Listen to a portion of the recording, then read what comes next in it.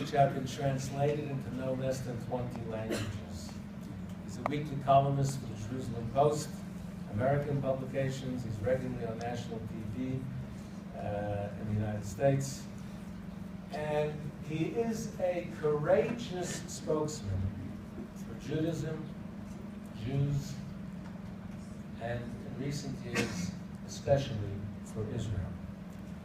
And it's become a big challenge today to defend Israel. And Shmuley is doing it very successfully, very courageously, often debating anti-Semites on American television, where he usually wins.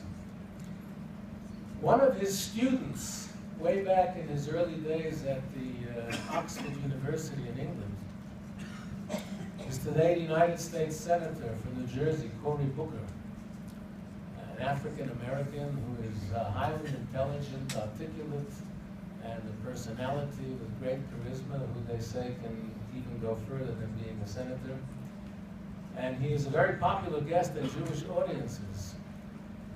And I have it in good authority, whenever this African-American United States Senator speaks with Jewish audiences in America, he always gives a vort from the Parsha first, which he learned from Rabbi Pateach.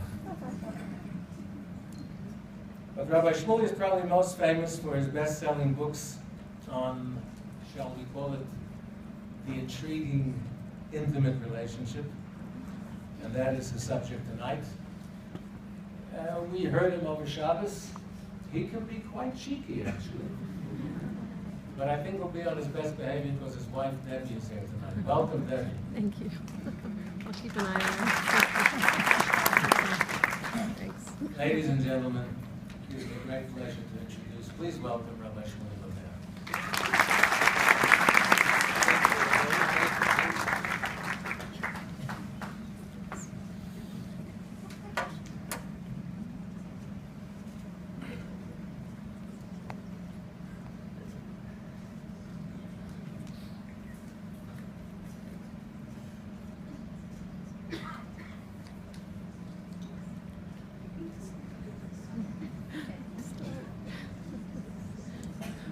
Good evening, ladies and gentlemen. I see the synonym shul discriminates against short people. I thought discrimination ended in South Africa.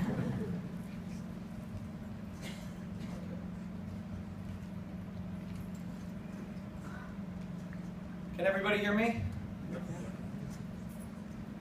Can everyone in the back hear me?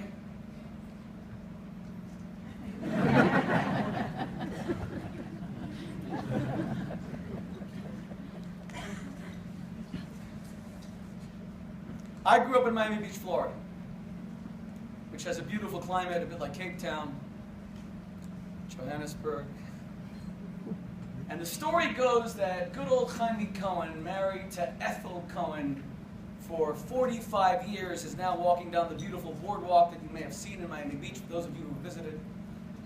And the two of them are not as young as they once were. There's no longer a spring in their step. He has tennis elbow. She has Chaim Cohen knee.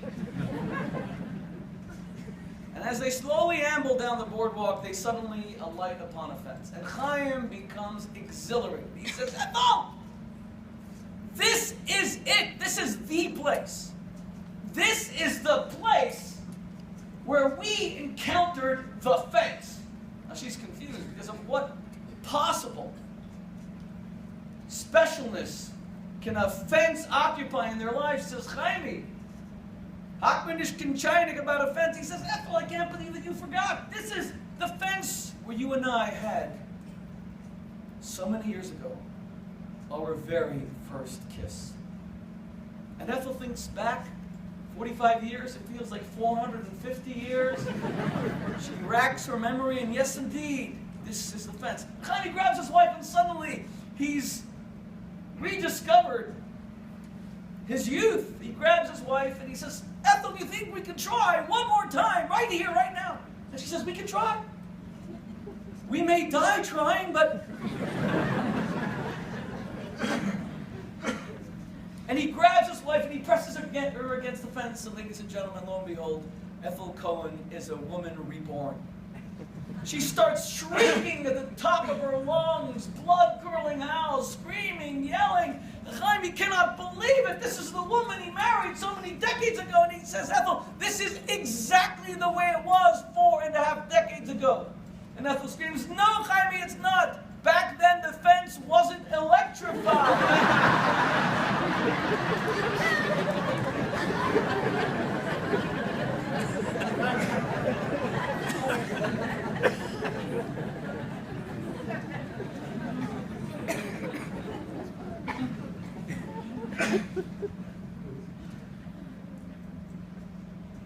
That's all I really came to share this evening. And now I would like to talk about the Parsha of the week. We gotta fix this, just a moment, please. You know, it's amazing. I'm a little bit taller than I suppose. Maybe I'm growing in stature before your eyes. That would be good. Thank you. Is that better? Okay. Where has all the passion gone? Why is it that marriage has become the butt of so many jokes? As Rabbi Goldman said, and let me begin my talk by adding, or by interjecting, that my wife and I have enjoyed the warmest hospitality through your Rabbi Yossi Goldman and his wife Rachel. We have had the most splendid time. They're amazing people. Rabbi Goldman is already world famous as one of the most successful communal rabbis in the entire world, one of his finest orators, and a true community builder, not to mention a rabbinical visionary and a great leader of the Jewish people. But I did not realize that he and his wife are hosts on steroids. We had a great time.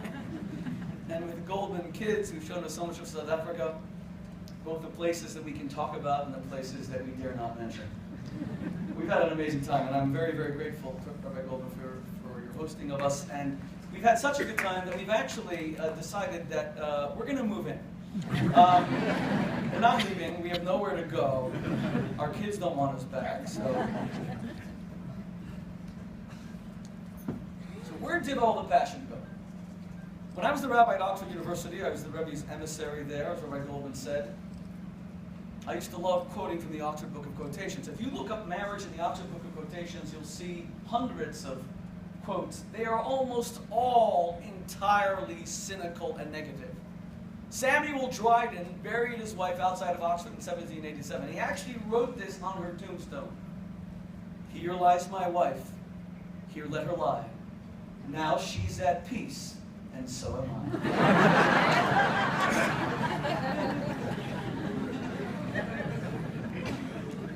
Helen Rowland, marriage is whereby a man exchanges the attention of a woman. Let's go back. Marriage is whereby a woman exchanges the attention of many men for the inattention of one. I already see the women beginning to nod their heads. Yeah, that's my experience. I already see the husbands getting angry.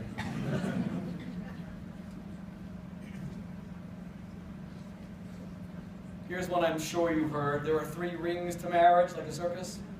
There's the, come on, say it with me. There's the engagement ring. There is the wedding ring. And there is the supper ring. That's right. Woody Allen. I'm not surprised that I end up divorced. I always tended to put my wife under a pedestal.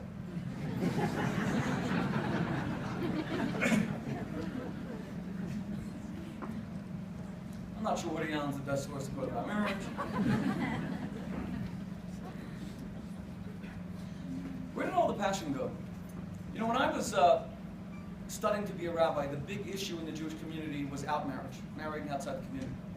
Today, the big issue is lack of marriage. It's young people looking at how miserable their parents are, their married friends are, and saying, you gotta be insane to do this. So our birth rate is plummeting, and we're not a religion that converts people. We cannot rely on proselytizing. There are 14 million Jews in the world. For heaven's sake, there are 14 million Mormons in the world. They've already caught up to us, and they've been around since 1823. The fewer children are born in our community because singles are marrying later, because they see that the passion in marriages is declining, and that marriage is a form of settling down, the more we're going to shrink. And our numbers are being decimated. So this is not just a subject of sexuality, passion, romance, and marriage. It actually cuts to the very core of whether or not we will survive as a people. Simply stated, with the Jewish marriage age climbing for men, 30 years ago it was 24, today it's 29 to 31, and for women it was 22, and for women today it's 27 to 29. That means that couples end up having 2 children, 3 children maximum. To replace the death rate is 2.1 in any population. So we're shrinking and shrinking, and it's not just because of intermarriage anymore, it's because of the crumbling marriage structure. What I would like to try to focus on tonight, are the Jewish secrets of passion, romance, and eroticism, as found in Jewish texts and in Jewish thought. Before doing so, I of course must address some of the controversy that has accrued to my books and my lectures on sex. Many of you may have heard that when my book Kosher Sex was published in 1999, that it was roundly criticized by some rabbis as being inappropriate. This could not be further from the truth. There is no truth to this whatsoever. In fact, at the time I was living in England, and a group of all the Orthodox rabbis got together a fund, believing in the book so much, to send me on a book tour to promote it in Beirut, Baghdad, and Kandahar.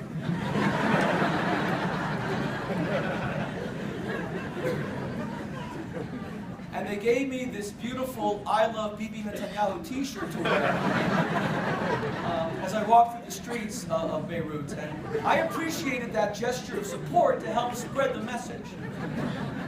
So this controversy stuff, there really is no truth to it. And to the extent that there was criticism for Kosher Sex, or the books that have followed, Kosher Adultery, the Kosher Sutra, and the book that I'm going to be discussing tonight, being published on the 1st of May, God willing, called Kosher Lust, Love is Not the Answer. To the extent that there was controversy, I quickly approached some world leaders at the time, 1999, to endorse the book so that I could mitigate the criticism before the book could be blacklisted. I remember the kindness of Pope John Paul II, who I approached, and he issued, in support of the book, a papal encyclical. In Latin, it was called No Chuppah, No Stupa.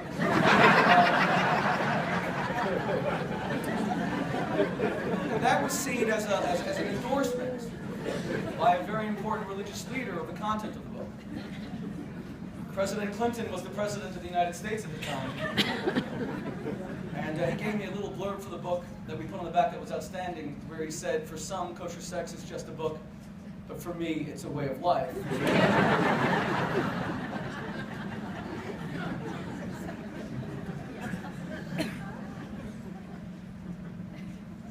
So I need not establish my credentials. I think they speak for themselves.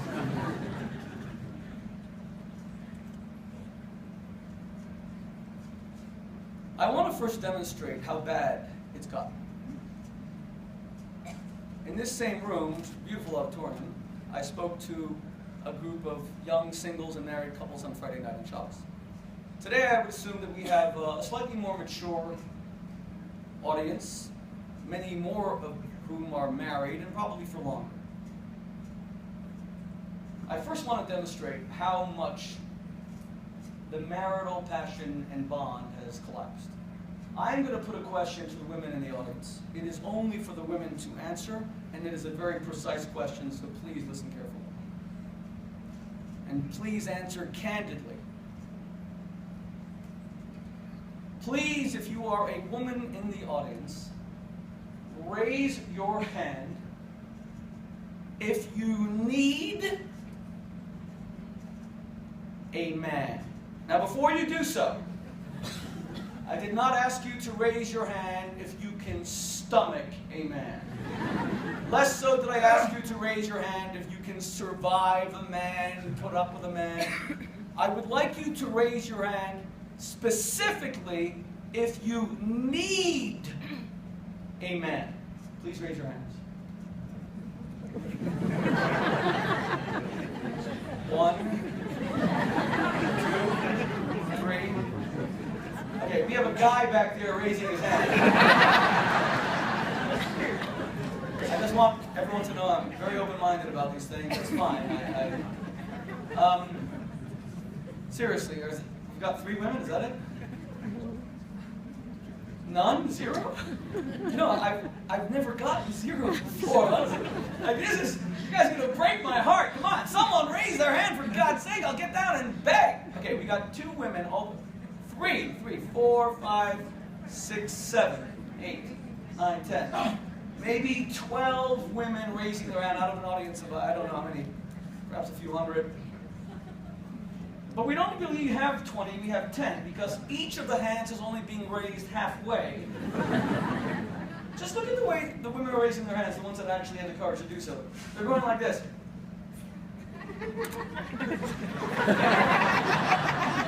You know, you think I said raise your hand if you have a venereal disease. Rabbi Shmuley, I have this disease. It's called a man. I don't know how I got it, and I have no idea how to get rid of it. That's astonishing, right? So let me now give the women a follow-up question. If you are a woman in this audience, please raise your hand if you need a refrigerator. Please raise your hand if you need a refrigerator.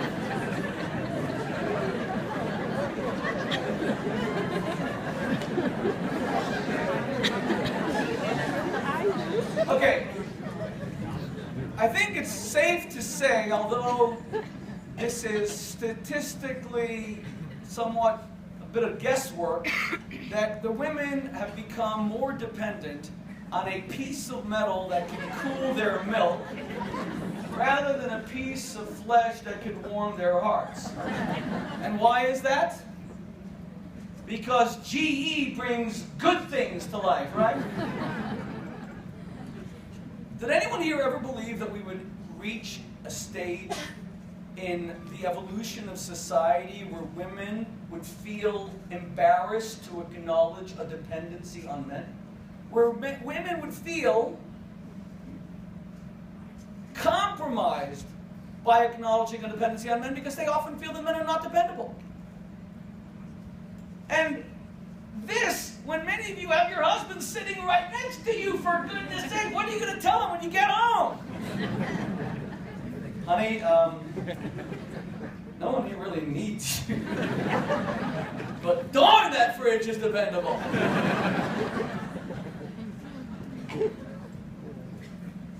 I'm often asked, why not ask the question in reverse?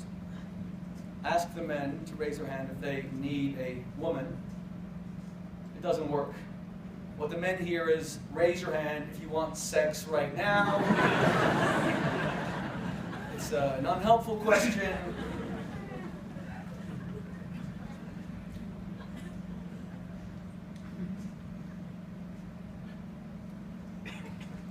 Where did all the passion go?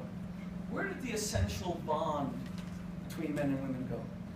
Where is that beautiful biblical verse, Genesis chapter 2, verse 24? The most beautiful thing ever said about marriage, love, and romance, and sex. Al ken ya'azov ish es aviv ve'esimo. Therefore shall a man leave his father and leave his mother. V'dovat be'ishto. And he shall cleave unto his wife. V'hayu lebasar echad. And they shall become one flesh. What happened to that feeling of oneness, of the orchestration of two halves as one indivisible whole? Why is the most that we can aspire to today this cold form of emotional partnership? Words that I absolutely hate. Partnership. which connotes some sort of commercial, business-like activity. In fact, the whole language of love. And language is very important. Languages capture the zeitgeist of a culture. Once upon a time, a man would pick up a woman. This is before the invention of the automobile. Before the invention of the automobile, a man would come and court a woman. He'd present his card, and he would have to be either accepted by her or rejected. So the onus was on him to be a gentleman to win over the woman. There were all these barriers, all these hoops he had to jump through in order to just be accepted by a woman. And courting had the connotation, it has a spatial connotation. Creating court, creating a home. Dating was for the purpose of creating something permanent. With the invention of the automobile, interestingly, all the language began to change. Men began to go out with women. And now, she was the one who had to stand in front of a mirror, painting her face with makeup in order to be selected. And the man was now in the driver's seat, quite literally. And the balance of relationship began to change. It was no longer the onus on the man to be a gentleman who is worthy of a woman. The onus was now on a woman to be attractive enough to draw a man. But look at the language. They started going out. What the heck does that even mean? You're going out? What did he do? Pick you up in a spaceship or something? From there we went to dating each other. Did you bring your carbon-14 with you? Is this a fossil that you're dating her? But my favorite is, we are now seeing each other. Of all the five senses, the sense of sight is the most distant. You don't say, I've been touching Claire lately. I've been smelling Tom lately. I am seeing him or her. It means absolutely nothing. And it's designed to mean nothing because it captures the passionlessness of our marriages and our relationships. There's two more important points before I begin to offer a Jewish solution to some of these problems. The first is, in addition to how women are becoming less dependent on men, look at how we view female sexuality in our culture today. Here is the standard view of sexuality in modern society, post-sexual revolution. A man comes to his wife, says to his wife, how about some sex tonight, honey? And she looks back at him and says, not tonight because I have a headache. Oh, they have that in South Africa too? Women get headaches in South Africa? It happened in America, I just didn't know if it actually made its way down to the southern hemisphere. So the husband comes and says, how about some sex tonight? And the wife says, well, not tonight because I have a headache. And he's saying to himself, wow, this headache has lasted for 14 years. That's incredible. And it seems impervious to Tylenol. But and yet, our belief is the man can have an axe lodged in his head and he's still ready. So the wife would say to him, honey, you really want to have sex tonight? I don't know how to tell you this, but you kind of have an axe in your head. And he says, so what? In other words, we are of the opinion that men are incredibly sexual, and women kind of put up with sex in order to accommodate their husband's libidos. It's captured in a famous saying about marriage that's also in the Oxford Book of Quotations. Marriage is the price that men pay for sex, and sex is the price that women pay for marriage. And yet in the Torah, the exact opposite is true. The book of Proverbs, written by King Solomon, Mishlei, states clearly in chapter 5 and chapter 7 that women are more sexual than men. King Solomon warns the men of Israel, oh man of Israel, be very careful because women will strip you of your virtue because they're only interested in the physical side of a relationship. They will seduce you. They will rob you of your righteousness. You must be very careful. Look at the change. How did we desexualize women? To the point where men are going to pornographic websites, and when I counsel them in their marriages, and by the way, in the United States, 1 out of 4 men confesses to a pornographic addiction, meaning he stays online looking at porn for an hour a day. 1 out of 4. I'm doing tons of marital counseling on this subject, by the way. But we've created a situation where men often become porn addicts, and their justification is their wives are not as interested in sex as they are. How did we desexualize women? And it's not just in the Hebrew Bible. Why do you think kings had harems? Do you think that they locked 5 women in the harem because they were afraid that some guy was going to have a sexual relationship with the king's concubine? Are you insane? He would have been drawn and quartered and castrated in an instant. They had harems because they believed back then that women were very covetous, and they were the ones who had to be locked up because they had a sexual nature that was much stronger than a man's. And today we live in a culture where it's all been reversed. The female libido has somehow been extinguished in our time. And we need to examine that as well. In fact, let me illustrate it by virtue of a world-famous story of the Talmud that's actually quite tragic. When my daughters went to school in New Jersey, high school, they went to an outstanding, elite, Orthodox Jewish high school for women called Beruria. And there are many yeshivas in Israel called Beruria. Why are so many places named after Beruria? Because Beruria is the most famous woman of the Talmud. She was literate in an age where many women were not. She was the wife of Rabbi Meir, one of the greatest Talmudic sages of all time. She was a scholar, she was a sage, and the Talmud tells the following story. One day, Beruria was listening in to one of her husband, who headed the largest academy, one of his lectures. And he famously said, Nashim da'atan kalos. Women are suggestible, sexually suggestible. Women are seducible. Well, she got all offended, Beruria. She said, I'm an intellectual. I'm not seducible. I examine everything through the prism of the intelligence, not through the prism of the emotions. You are robbing us, women, of an intellectual nature by suggesting misogynistically that we are so emotional. Rabbi Meir said to her, Chayacha, I will prove it in your lifetime. And the Talmud then says that Rabbi Meir sent one of his students to seduce his wife to make this point. And she succumbed to the seduction. The Talmud says she never consummated it, but this student made her feel very desirable. And when Rabbi Meir told her it was all just a test to prove his point, she was so heartbroken and heartsick at her actions that according to one version of the Talmud, there's a dispute as to what happened, she actually took her own life. Now this is an amazing story. The most famous woman of the Talmud, yeshivas are named after her till this very day, and the story seems to be about her immoral nature. Why would we name schools after her?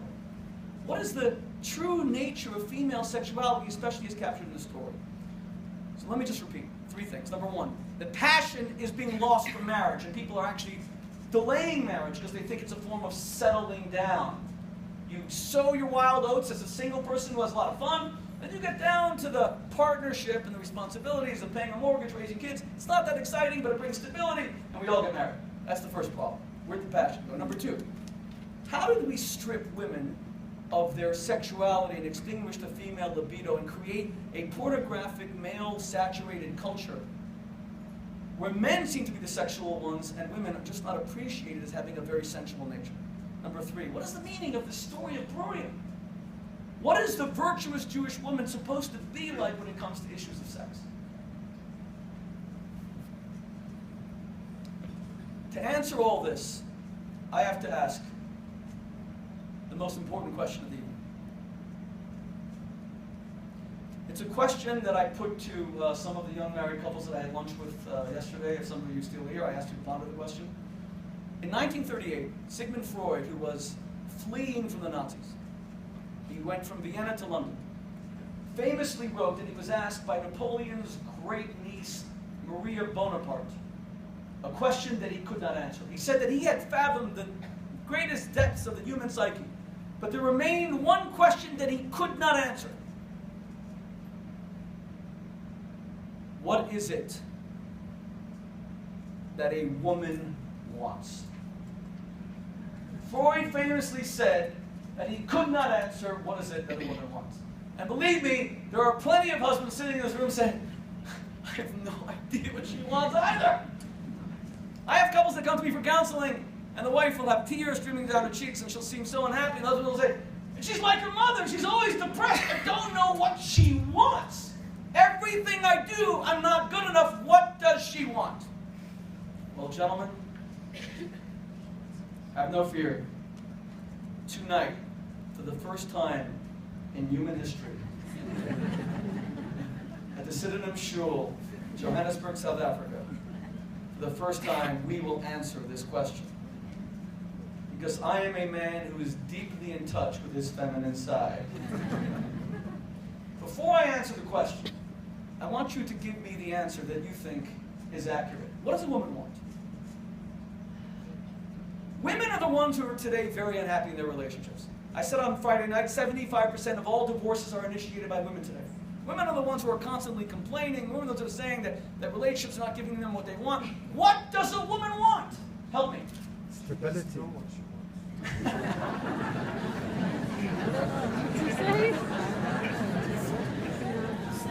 You know, I gotta tell you, I've met some brave men in my life. But you, sir, are a hero. What did he say? Is that your wife sitting next to you? No, my girlfriend. That's her girlfriend. Okay. What did he say? Stability. So you're sitting next to your ex-girlfriend. How long did the relationship last?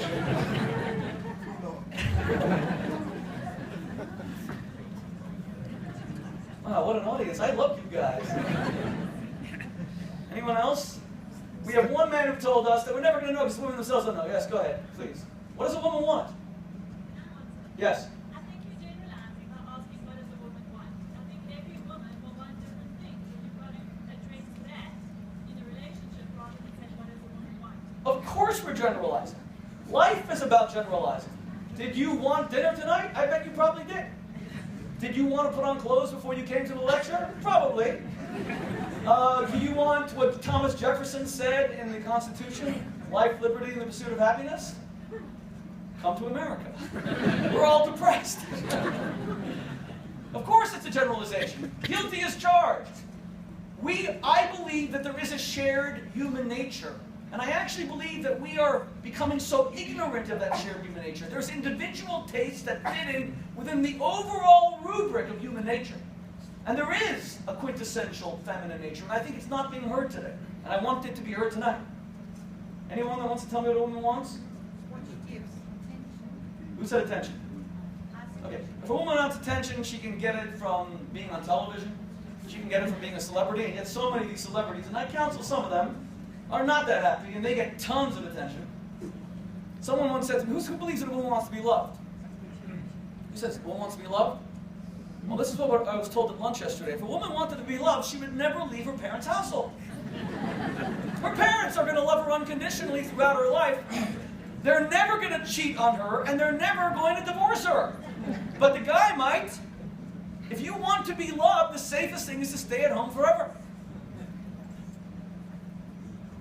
That's what Jewish mothers are telling their sons all the time anyway. Why do you want to go out with her? You have your mama. One more. We have a man venturing an answer here. Stability. Stability. Ah. Do you know how many couples I counsel? Women who are married to men of means, who have affairs because they want anything but stability. They're tired of the stability. They want a life that's slightly more adventurous. I see women destroying their lives. In fact, I'm going to return to this. If you notice, in world literature, the women who are the most famous in the great novels of world literature are all women who did not seek stability. They all destroyed their stable lives for infidelity. Who are the most famous women of world literature? Madame Bovary, Anna Karenina, Tess, Lady Chatterley. And we have soaring rates of female infidelity in the United States, where women who give up stability because they want something more. What is it that a woman seeks? Passion. You can be passionate about making money. You can passionately hate people. I'm going to ask the question if you don't mind. Have you guys ever made history before? A woman wants to be chosen. That is what a woman wants. Your parents can give you absolutely everything except one thing. They can love you, cherish you, give you attention, admire you, give you stability and upbringing and education. love, warm meals, warm clothes. The one thing they cannot do is choose you. When your mother tells you you're the prettiest girl in the whole class and the smartest, you don't believe a word she says, you roll your eyes, because she has a genetic Uzi to her temple making her say it. But when a man at, say, a singles event with 100 women in the room walks over to you and tells you you are the prettiest woman in the room, you believe him because there was no compulsion. He chose you. That's why, even in a hyper-secular age, we still value marriage, and every movie ends with a couple marrying, because women still want to be chosen. And that's why we get married in public. Because it's the weirdest thing in the world to get married in public. Here is the act of romantic affirmation of man and woman. What the heck are you doing in front of 200 people? If there's one thing that ought to be private and intimate, it's that, right? When you ask someone to marry you, and the rabbi and the chuppah, it's because when you are chosen publicly, you want everyone else to know they have been deselected simultaneously.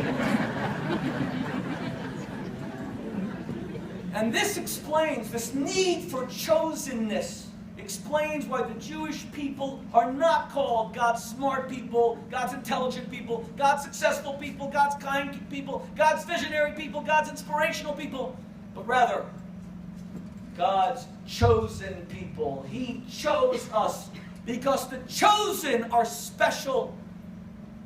We all feel innately that we're special, but we need external validation of our uniqueness, and that comes from chosenness. That's why nothing hurts more than being cheated on in a marriage. Nothing. Statistically, studies show that it is just a few rungs below on the ladder from the death of a parent or even a child, God forbid. If you're cheated on, you almost never recover. You will have paranoia until your dying day, and it takes a lot of therapy to overcome it. Because the person who chose you, who gave you the greatest gift of uniqueness, has now done to you what you most fear. What is the greatest of all human fears? It's not death. It's not failure. It's rather what underlies the fear of death and failure. The greatest human fear is the fear that you are ordinary, that there's nothing special about you. And when your husband or wife cheats on you, it proves that you were ordinary all along. You weren't so pretty after all. You weren't so sensual after all. That's why we fear death. We all believe we're special. And then one day, you know what? You're not going to wake up, God forbid. And all those people who said, I can't live without you. My whole world's going to crumble. Guess what? They're going to live without you. They're going to recover. They'll be sad. But you are not irreplaceable. The fear of the ordinariness of your existence is the greatest fear. And that's why marriage remains the single most important institution in every culture, in every society, in every age, be it religious or secular. Because marriage and this act of chosenness is the one thing we all want more than anything else.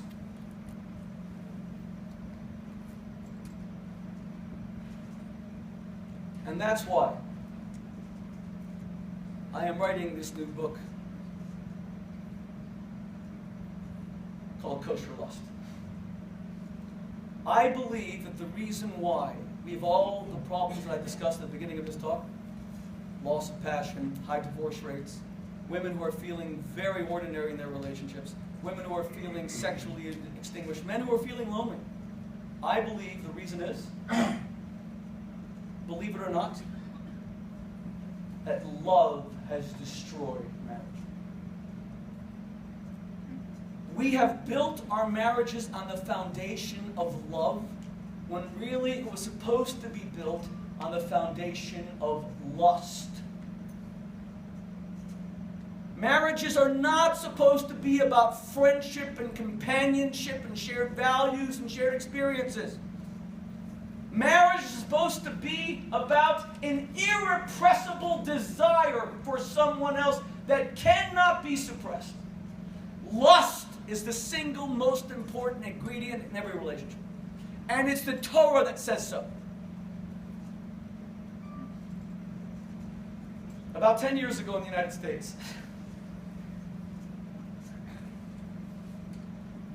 there was this story that gained wide media traction.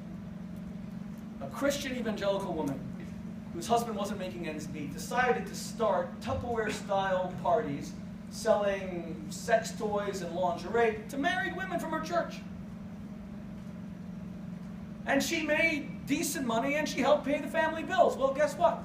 She was reported to the Texas police, who arrested her on indecency laws.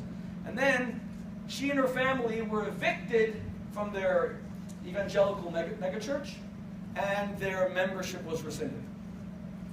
I couldn't believe this story. I was on national radio, so I tracked her down, got her on as a guest, and I invited the Reverend Flip Benham to be on the show with us. Now, the Reverend Flip Benham is one of America's best-known pastors.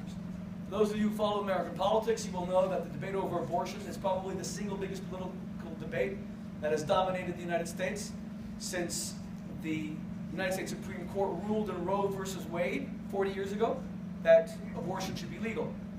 The woman who brought that lawsuit, the lawsuit was brought on her behalf, she went by the name Jane Roe to have her anonymity.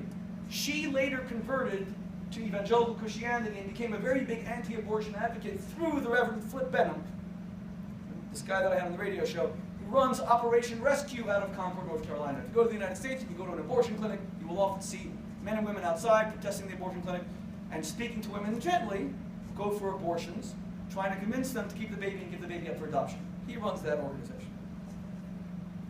So we're on the show. The woman tells of her experience. She said, I was selling marital aids to married women. I was selling them lingerie. And I was flabbergasted hearing this. I say, Flip, what did she do wrong? You kicked her out of her church? In shul, we'd have given her a medal. I'm trying to keep marriages together. For me, as long as the husband is focused on his wife and lusts after his wife, that's a beautiful thing. He said, Shmuley, you Jews are so carnal. Gosh, all you Jews think about is sex. I said, Flip, stop trying to ingratiate yourself with me by complimenting me. It won't work.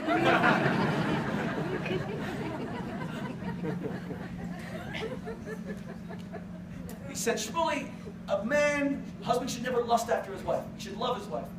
By lusting after his wife, he turns her into a sexual object. He objectifies her. I said, Flip, I don't care about your silly arguments. I'm a rabbi, you're a pastor, I care about the Bible, Flip. And the Bible says that you're obligated to lust after your wife. He said, Shmuley, not only are you so misguided, but you're an ignoramus. There is no such verse in the Bible. I said, Flip, I can't believe it. It's in the 10 Commandments. He said, Shmuley, I know the 10 Commandments by heart. There is no such commandment. I said, what is the 10th commandment? What is the famous 10th commandment? Thou shalt not covet thy neighbor's wife. Which means by direct implication, you sure as heck ought to be coveting your own wife. Or it would have said simply, do not lust after any woman. There is kosher lust, holy lust. The husband who lusts after his wife is righteous. He is a romantic. He is a great man. He's an example to his peers. The man who makes his wife feel chosen at all times is a hero. The Torah describes so beautifully the marriages of the Avos, of the patriarchs and matriarchs. They didn't have loving relationships based on closeness, familiarity. They had lustful relationships. What does Abraham say to Sarah, who's described as so beautiful? Someone asked me the other day, Shmuley, you often not just physical beauty, but the Torah says that the matriarchs are beautiful. This is an ancillary point. Let's not be so superficial as to believe that the word beauty in Hebrew means only a thin body or long legs. By beauty, we mean that she was beauty in her totality. She was beautiful in her character. She had a spiritual glow that shined forth from her soul. But notice as they go down into Egypt, Abraham famously says to Sarah, Hine no yodati ki isha yifas maraot. I now know that you are a woman of great beauty. And Rashi immediately seizes upon the comment. I now know they've been married for decades. You didn't know before? No, he didn't. You see, in the lustful marriage, you actually practice distance in the relationship. You don't know everything about each other. I will return to that. In the loving marriage, you practice total openness. You take care of all your bodily needs in front of each other. You walk around preserving no modesty in the relationship. It's totally open, it's totally familiar, and it is a total bore. But not in the lustful relationship. What is the first thing that Rebecca does when she sees her husband to be, Isaac? She's on a camel. It's so beautiful. Vatikach etzatzoi fatiskas. The first thing she did was distance herself from him.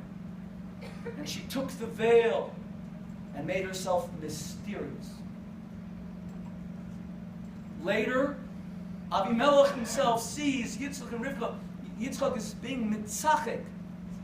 He is being playful, romantically playful. There's such deep desire of Yitzchak, married to Rivka for decades again by that time. But of course it reaches its apogee in Jacob, who is my namesake. My name is Yaakov Shmuel, and my bar mitzvah parsha is Parshas Vayetze, which describes the incredible lust that Jacob had for Rachel.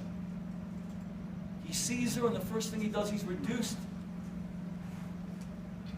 to such insecurity, and he kisses her, and he's developed superhuman strength to remove a giant stone that is covering the well. But then, in arguably one of the most romantic statements about love and lust ever made, when Laban tells Jacob, you must work 7 years for my daughter's hand in marriage, it says, this is my bar mitzvah parsha, I should really know this. Yeah. That you work for her for 7 years, by yihiyu be'enov keyomim achadim be'av osa. And it appeared to him as though he had worked but 70 days. Such was the depth of his desire for her. This is not love, this is desire. Notice when the Sabbath comes in synagogues around the world, we don't speak about the